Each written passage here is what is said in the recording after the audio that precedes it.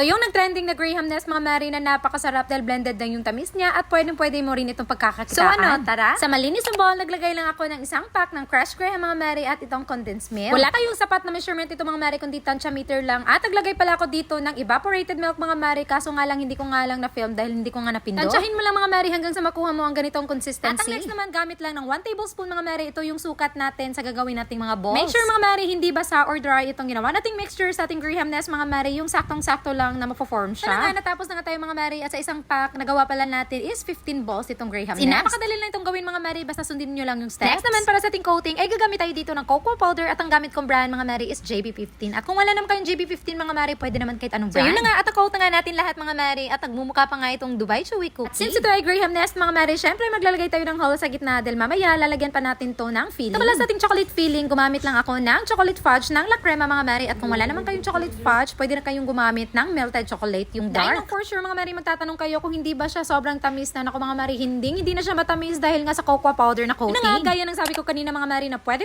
natin itong pagkakakitaan at eto, ipapakita ko sa inyo ang gamit kong packaging. Pero mga Mary, walang iba kundi iPack pa rin ang gamit natin. And this is RH1L, the medium size mga Mary. At pambato talaga itong packaging na to dahil napaka-presentable na tignan at napaka-aesthetic pa. So mga Mary, paglalaban ko talaga itong packaging na to dahil napaka-solid na. O ano Mary, subukan mo na at huwag ka na magpapatupik-tumpik pa. Go!